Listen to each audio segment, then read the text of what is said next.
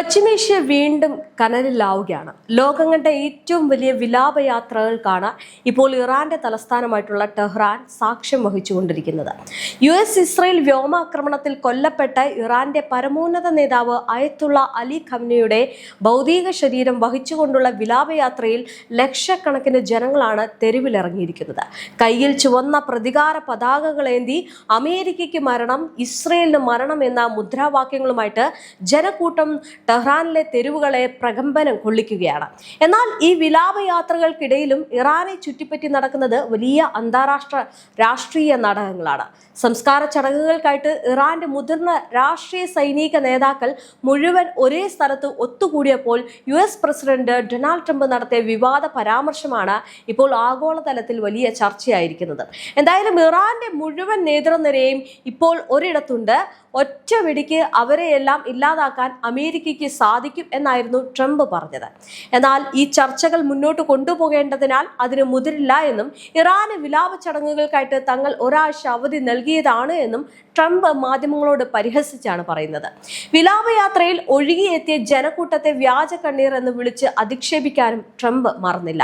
ട്രംപിന്റെ വാഗ്വാദങ്ങൾ ഒരു വശത്ത് നടക്കുമ്പോൾ മറുവശത്ത് അമേരിക്ക ശക്തമായിട്ടുള്ള നയതന്ത്ര സമ്മർദ്ദമാണ് ചെലുത്തിയത്. ഇറാന്റെ ഔദ്യോഗിക വാർത്താ ഏജൻസി ആയിട്ടുള്ള തസ്നീം റിപ്പോർട്ട് ചെയ്യുന്നതനുസരിച്ച് അമേരിക്കയുടെ കടുത്ത ഭീഷണിയെ തുടർന്ന് 13 രാജ്യങ്ങളാണ് ഖമേനിയുടെ സംസ്കാര ചടങ്ങുകളിൽ നിന്ന് പൂർണ്ണമായിട്ടും വിട്ടുനിൽക്കുന്നത് എന്ന് പറയുന്നത്. അതായത് വിദേശകാര്യ സെക്രട്ടറി മാർക്കോ റൂബിയോ ജൂൺ 26 എംബസികൾക്ക് നൽകിയ രഹസ്യ നിർദ്ദേശപ്രകാരം ഖമേനിയുടെ ചടങ്ങിൽ പങ്കെടുത്തത് വാഷിംഗ്ടണുമായിട്ടുള്ള ഉഭയകക്ഷി ബന്ധത്തെ ബാധിക്കുന്ന ഒരു ശത്രുപരമായിട്ടുള്ള നടപടിയായിട്ട് പ്രഖ്യാപിച്ചിരുന്നു. ചില ആഫ്രിക്കൻ രാജ്യങ്ങൾക്ക് നൽകുന്ന സാമ്പത്തിക സഹായം നിർത്തലാക്കുമെന്ന ഭീഷണിയും അംബാസഡർമാർ നൽകിയതായിട്ടാണ് പുറത്തുവരുന്ന വിവരങ്ങൾ.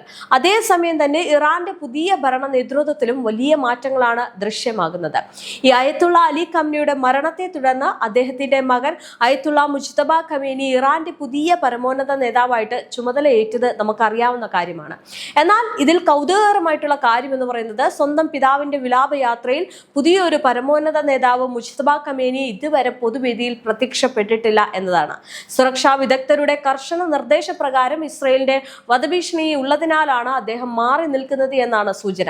എങ്കിലും റഷ്യയും ചൈനയും തുടങ്ങിയ രാജ്യങ്ങളുടെ പ്രതിനിധികൾ അമേരിക്കൻ ഉപരോധങ്ങളെ കാറ്റിൽ പറത്തി ചടങ്ങിൽ പങ്കെടുക്കാൻ ടെഹ്റാനിൽ എത്തിയിട്ടുണ്ട്. അമേരിക്കയും ഇറാന്റെ പുതിയ ഭരണകൂടവും തമ്മിലുള്ള ഈ ഒരു നിഴൽ യുദ്ധം എങ്ങോട്ടാണ് നീങ്ങുന്നത് എന്നാണ് ചോദ്യമായിട്ട് നിൽക്കുന്നത്. ഖമേനിയുടെ സംസ്കാര ചടങ്ങുകൾ വ്യാഴാഴ്ചയോടെ ഇറാഖിലെ കർബല, നജാഫ് എന്നീ പുണ്യ നഗരങ്ങളിലൂടെ കടന്ന് മഷാദിൽ അവസാനിക്കും. അതിനുശേഷം ഇറാൻ സമാധാന ചർച്ചകൾ പുനരാരംഭിക്കുമെന്ന് ട്രംപ് വ്യക്തമാക്കുന്നുണ്ട്. എങ്കിലും അമേരിക്ക കരാറുകൾ ലംഘിച്ചാൽ ശക്തമായി തിരിച്ചടിക്കുമെന്നാണ് ഇറാന്റെ വിദേശകാര്യ മന്ത്രാലയം നൽകുന്ന മുന്നറിയിപ്പ്. ഹോർമുസ് കടലിടുക്കിലെ നിയന്ത്രണങ്ങൾ കടുപ്പിച്ച് ആഗോള എണ്ണ വിപണിയെ പോലും സ്വാധീനിക്കാൻ ശേഷിയുള്ള പുതിയ ഇറാൻ ഭരണകൂടം അമേരിക്കയ്ക്ക് മുന്നിൽ അത്ര പെട്ടെന്ന് കീഴടങ്ങാൻ സാധ്യതയില്ല. എന്തായാലും അന്താരാഷ്ട്ര രാഷ്ട്രീയത്തിലെ വൻ ശക്തികളുടെ അടുത്ത നീക്കങ്ങൾ എന്താണ് എന്നാണ് ലോകം ഉറ്റുനോക്കുന്നത്.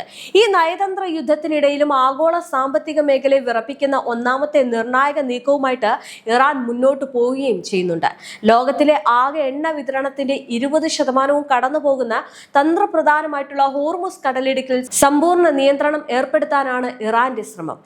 ഒമാന്റെ ശക്തമായിട്ടുള്ള എതിർപ്പുകളെ അവഗണിച്ചുകൊണ്ടാണ് ഈ വഴി കടന്നു പോകുന്ന അന്താരാഷ്ട്ര വാണിജ്യ കപ്പലുകൾക്ക് മേൽ വലിയ തുക ടോൾ ഈടാക്കാൻ ഇറാൻ പുതിയ നിയമം കൊണ്ടുവന്നിരിക്കുന്നത്. തങ്ങൾ നിർദ്ദേശിക്കുന്ന പാതയിലൂടെ അല്ലാതെ മറ്റ് ബദൽ വഴികളിലൂടെ സഞ്ചരിക്കാൻ ശ്രമിക്കുന്ന കപ്പലുകളെ ഭീഷണിപ്പെടുത്തിയും പിടിച്ചെടുത്തും ഹോർമുസിന്റെ പരമാധികാരം തങ്ങളുടെ കൈപ്പിടിയിലാണ് എന്ന് ഇറാൻ ലോകത്തിനു മുന്നിൽ കാട്ടിക്കൊടുക്കുന്നു. രണ്ടാമതായിട്ട് അമേരിക്കയുടെ ഉപരോധങ്ങളും ഭീഷണികളെയും നേരിടാൻ സൗഹൃദ രാജ്യങ്ങളുടെ ഒരു പുതിയ സഖ്യം തന്നെ ഇറാൻ രൂപീകരിച്ചിരിക്കുകയാണ്. ചൈനയിൽ നിന്നുള്ള ഇറാന്റെ പ്രത്യേക പ്രതിനിധി വ്യക്തമാക്കിയതനുസരിച്ച് അമേരിക്കൻ സമ്മർദ്ദങ്ങൾക്ക് വഴങ്ങാത്ത റഷ്യ, ചൈന തുടങ്ങിയ വൻ ശക്തികൾക്ക് ഹോർമുസ് കടലിടുക്കിൽ പ്രത്യേക ഇളവുകളും മുൻഗണനയും നൽകാനാണ് ഇറാന്റെ തീരുമാനം. റഷ്യയിൽ നിന്ന് സൈനിക രഹസ്യാന്വേഷണ സഹായങ്ങൾ ഉറപ്പാക്കിക്കൊണ്ട് അമേരിക്കൻ വിരുദ്ധ രാജ്യങ്ങളുടെ ഒരു വലിയ സാമ്പത്തിക പ്രതിരോധ ശൃംഖല പശ്ചിമേഷ്യയിൽ വളർത്തിയെടുക്കുകയാണ് ഇതിലൂടെ ടെഹ്റാൻ ലക്ഷ്യമിടുന്നത്. അതേസമയം തന്നെ ഹോർമുസ് കടലിടുക്കിൽ സംയുക്ത സൈനിക നീക്കത്തിന് മുതിരുന്ന ബ്രിട്ടനും ഫ്രാൻസിനും നേരെ കടുത്ത മുന്നറിയിപ്പുമായിട്ട് ഇറാൻ രംഗത്തെത്തിയത് മൂന്നാമത്തെ നിർണായക നീക്കമായിട്ട് കാണാം. ഹോർമുസിന്റെ സുരക്ഷാ തീരദേശങ്ങളുടെ മാത്രം ഉത്തരവാദിത്തമാണെന്നും ഈ മേഖലയെ വൻ ശക്തികളുടെ സൈനിക പ്രദർശന വേദിയാക്കാൻ അനുവദിക്കില്ല എന്നും ഇറാന്റെ ഡെപ്യൂട്ടി വിദേശകാര്യമന്ത്രി കസേം ഗരീബാബാദി വ്യക്തമാക്കി കഴിഞ്ഞിട്ടുണ്ട്. ഇതിൽ ഏതെങ്കിലും തരത്തിലുള്ള വിദേശ സൈനിക ഇടപെടലുകൾ ഉണ്ടായാൽ അതിനകത്ത് കനത്ത പ്രത്യാഘാതങ്ങൾ നേരിടേണ്ടി വരുമെന്ന മുന്നറിയിപ്പോടെ ഇറാന്റെ റവല്യൂഷണറി ഗാർഡ് കൂടുതൽ യുദ്ധക്കപ്പലുകളെ കടലിടുക്കിൽ വിന്യസിച്ചിട്ടുണ്ട്. നാലാമതായിട്ട് രാജ്യത്തിനകത്തെ ആഭ്യന്തര തർക്കങ്ങൾ പരിഹരിച്ചു ഭരണം ശക്തമാക്കാനുള്ള നീക്കത്തിലാണ് ഇറാന്റെ പുതിയ പരമോന്നത നേതാവ് അയത്തുള്ള മുജ്തബ ഖമേനി ഒരുക്കുന്നത്. അമേരിക്കയുമായിട്ടുള്ള സമാധാന കരാറിനെ ചൊല്ലി ഇറാന്റെ സൈനിക നേതൃത്വത്തിലും ഈ ഭരണവർഗത്തിലും ഉയർന്നു വന്ന ആഭ്യന്തര ഭിന്നതകളെ കടുത്ത നിർദ്ദേശങ്ങളിലൂടെ അദ്ദേഹം അടിച്ചമർത്തി കഴിഞ്ഞു. ഖമേനിയുടെ ഈ ഒരു പുതിയ നിലപാട് ഭരണകൂടത്തിന്റെ അന്തിമ തീരുമാനമെന്ന് റവല്യൂഷണറി ഗാർഡിന്റെ കമാൻഡർമാർ ഔദ്യോഗികമായിട്ട് പ്രഖ്യാപിച്ചതോടെ രാജ്യത്തെ രാഷ്ട്രീയ അസ്ഥിരതകൾക്ക് വിരാമമിട്ട് ഒറ്റക്കെട്ടായിട്ട് അമേരിക്കയെ നേരിടാൻ ഇറാന് സാധിക്കുന്നുണ്ട്.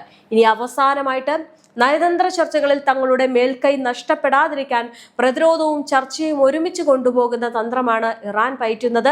ഖത്തറിന്റെ മധ്യസ്ഥതയിൽ ദോഹയിൽ നടക്കുന്ന സമാധാന ചർച്ചകളിൽ നിന്ന് താൽക്കാലികമായിട്ട് പിന്മാറിയ ഇറാൻ അമേരിക്കൻ കരാറിലെ അല്ലെങ്കിൽ ഏതെങ്കിലും വ്യവസ്ഥകൾ ലംഘിച്ചാൽ മിസൈലുകളും ഡ്രോണുകളും ഉപയോഗിച്ച് ഉടനടി ശക്തമായിട്ടുള്ള തിരിച്ചടി നൽകുമെന്നുള്ള മുന്നറിയിപ്പ് നൽകിയിട്ടുണ്ട്. യുദ്ധത്തിൽ തങ്ങളുടെ സൈനിക ശേഷി പൂർണ്ണമായിട്ടും തകർക്കാൻ അമേരിക്കയ്ക്ക് കഴിഞ്ഞിട്ടില്ല എന്ന് തെളിയിച്ചുകൊണ്ട് തങ്ങളുടെ താൽപര്യങ്ങൾക്ക് മുൻഗണന നൽകുന്ന ഒരു കരാറിലേക്ക് ട്രംപ് ഭരണകൂടത്തെ എത്തിക്കാനാണ് ഇറാൻ ഇപ്പോൾ നീക്കം നടത്തുന്നത്.